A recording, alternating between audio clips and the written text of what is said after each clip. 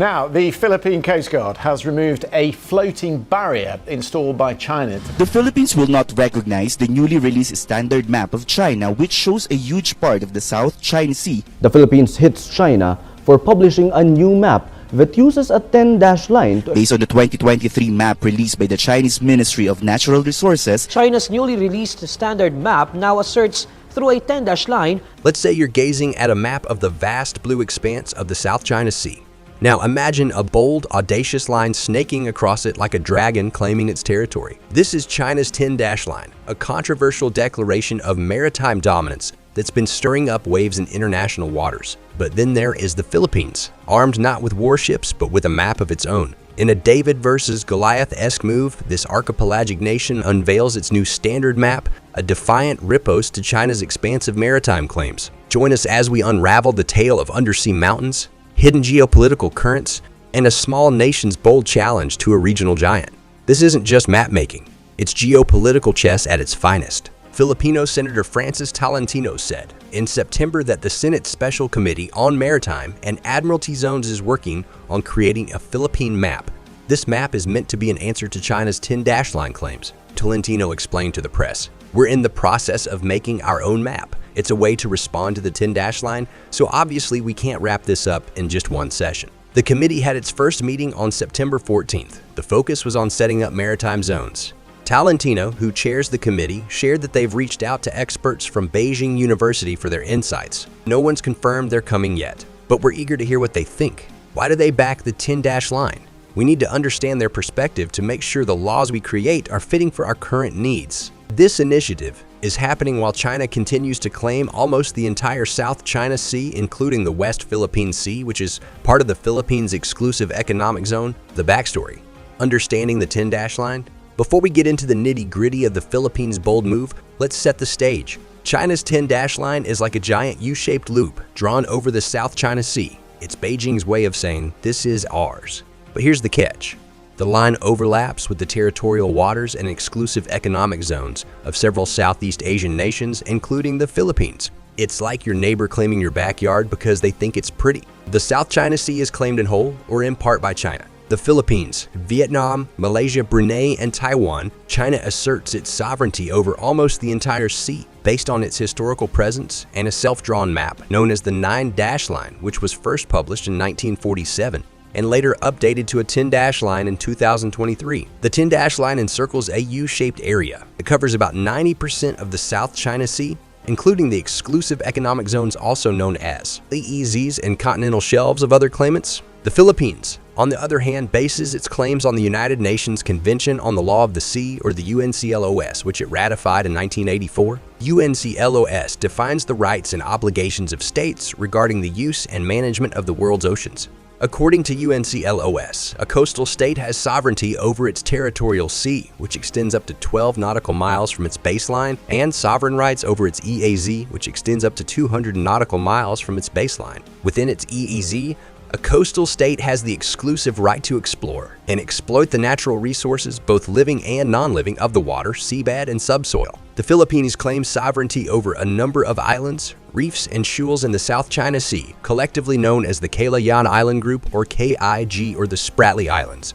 The KIG is composed of 53 features, of which 9 are occupied by the Philippines. The Philippines also claims sovereignty over the Scarborough Shoal, or Bajo de Masinloc, a triangular-shaped chain of rocks and reefs located about 120 nautical miles west of Luzon. The KIG and the Scarborough Shoal are both within the Philippines' AEZ and continental shelf as defined by UNCLOS. However, China also claims and occupies some of the features in the KIG as well as the Scarborough Shoal. China has built artificial islands, military installations, and other structures on some of the disputed features, in violation of international law and the 2002 Declaration on the Conduct of Parties in the South China Sea, which China signed with the Association of Southeast Asian Nations, popularly known as ASEAN. China has also harassed and intimidated Filipino fishermen, government vessels, and aircraft in the disputed areas, asserting its de facto control and dominance. In 2013, the Philippines filed a case against China before an arbitral tribunal under UNCLOS, challenging the legality and validity of China's 10-dash line and its activities in the South China Sea. In 2016, the tribunal issued a landmark ruling that favored the Philippines on almost all counts. The tribunal declared that China's 10-dash line has no basis in international law and that China has violated the Philippines' sovereign rights in its EEZ and continental shelf. The tribunal also ruled that none of the features in the KIG and the Scarborough Shoal are islands capable of generating EEZs and continental shelves of their own, and that some of them are rocks that generate only 12 nautical mile territorial seas, while others are low-tide elevations or submerged features that generate no maritime entitlements at all. China, however, rejected and ignored the ruling, calling it null and void and insisting on its historical rights and sovereignty over the South China Sea.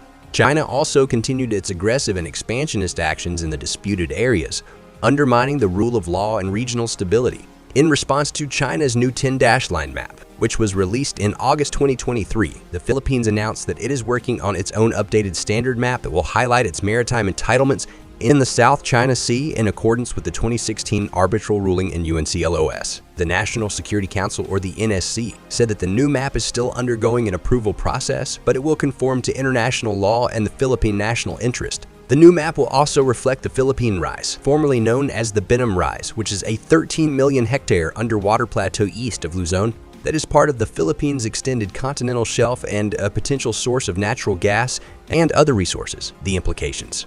More than just lines on a map, the new map is seen as a way of asserting the Philippines' sovereignty and rights in the South China Sea, as well as informing and educating the public about the extent and importance of the country's maritime domain. It is also seen as a way of countering China's propaganda and coercion, and of showing solidarity and support for other claimants and stakeholders in the South China Sea, such as Vietnam, Malaysia, Brunei, Indonesia, Taiwan, and the United States. The new map, however, is not expected to resolve the dispute or deter China from its assertive behavior. Rather, it is a symbolic and diplomatic gesture that reflects the Philippines' commitment to uphold the rule of law and to defend its national interest and security. The new map also underscores the need for a peaceful and multilateral approach to the South China Sea issue based on dialogue, cooperation, and respect for international law and norms. This isn't just about lines on a map or a naming contest. It's a bold statement in international law and diplomacy. By officially naming these areas and integrating them into national maps,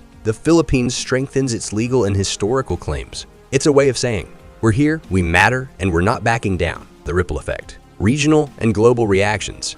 The Philippines' move has sent ripples across the region and the world. Other Southeast Asian countries are watching closely, some probably taking notes. It could inspire similar actions, leading to a fascinating domino effect in international mapping and territorial claims.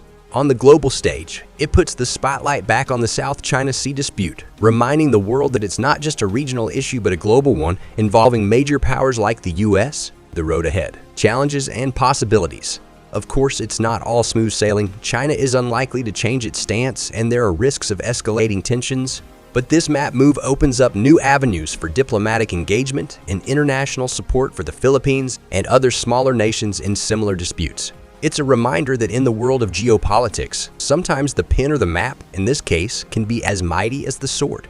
The South China Sea dispute is not only a bilateral issue between the Philippines and China, but also a regional and global issue that affects the interests and values of many countries and peoples. The South China Sea is a common heritage of mankind, and its freedom, security, and sustainability are essential for the prosperity and stability of the Indo-Pacific region and the world. The Philippines, as a responsible and law-abiding member of the international community, has a vital role and stake in ensuring that the South China Sea remains a sea of peace, cooperation, and friendship. The Philippines' new standard map is more than a piece of paper. It's a symbol of resilience, a strategic tool in international diplomacy, and a reminder that even in the face of daunting challenges, there are innovative ways to make a stand. As we watch this story unfold, it's a testament to the power of maps in shaping our world, both on land and at sea. So next time you look at a map, remember, it might just be telling a story of unseen battles and unyielding courage. That's all for today. Thanks for watching this video. Hope you enjoyed it. If you're new to this channel, please subscribe and click the like button. You can also keep up with all of our most recent videos. See you in the next one.